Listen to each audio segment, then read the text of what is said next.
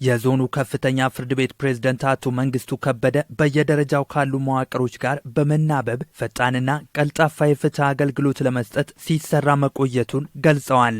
በተጠናቀቀው በጀት ዓመት በየደረጃው በሚገኙ ፍርድ ቤቶች ፍትህን ለማስፈን በተከናወኑ ተግባራት ውጤት መመዝገቡን ተናግረዋል።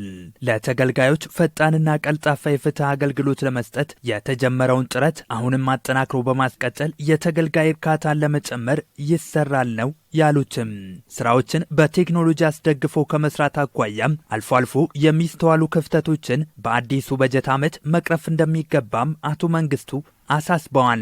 የካፋ ዞን ከፍተኛ ፍርድ ቤት ምክትል ፕሬዝዳንት አቶ በላይ በቀለ በበኩላቸው በተጠናቀቀው በጀት ዓመት ፍትሐዊ ውሳኔዎችን ከማስተላለፍ ረገድ ውጤታማ ተግባራት መከናወናቸውን ተናግረዋል። ይህንን ውጤት በማስቀጠል በአዲሱ በጀት ዓመት የተያዘውን እቅድ ለማሳካት ርብርብ ማድረግ ይገባል ብለዋል። በየደረጃው ካሉ መዋቅሮች ጋር በመናበብ ፈጣንና ቀልጣፋ የፍትህ አገልግሎት ለመስጠት ጥረት እየተደረገ መሆኑን ገልጸዋል። የፍትህ አገልግሎቱን ዲጂታላይዝ ከማድረግ አኳያ የተጀመሩ ስራዎች ቢኖሩም በቂ አይደለም ያሉት ምክትል ፕሬዝደንቱም ከቀጣይ የትኩረት አቅጣጫዎች አንዱ ይሆናል ብለዋል።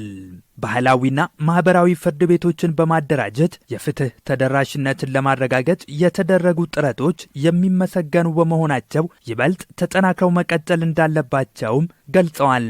በመድረኩ የተሳተፉ ባለድርሻ አካላትም ህግን በአግባቡ ተርጉሞ ተግባራዊ በማድረግ ለህብረተሰቡ የፍትህ አገልግሎትን መስጠት ይጠበቃል ብለዋል።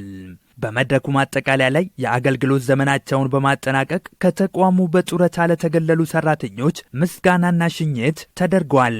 በተጨማሪም በተጠናቀቀው በጀት ዓመት በአፈጻጸማቸው ፊት ለወጡ መዋቅሮች የማበረታቻ ሽልማትና እውቅና ተሰጥቷል። ተሸላሚዎቹም በተሰጣቸው እውቅናና ሽልማት መደሰታቸውን ገልጸው ከተለያዩ ባለድርሻ አካላት ጋር በጋራ ተቀናጅተው መስራታቸው የተሻለ አፈጻጸም ማስመዝገብ እንዲችሉ ማገዙንም ተናግረዋል። ሽልማቱ ለተከናወኑ ስራዎች የተሰጠ እውቅና ቢሆንም በቀጣይ የበለጠ ውጤታማ ስራ ለማከናወን ተነሳሽነትን እንደሚፈጥር ጠቁመዋል።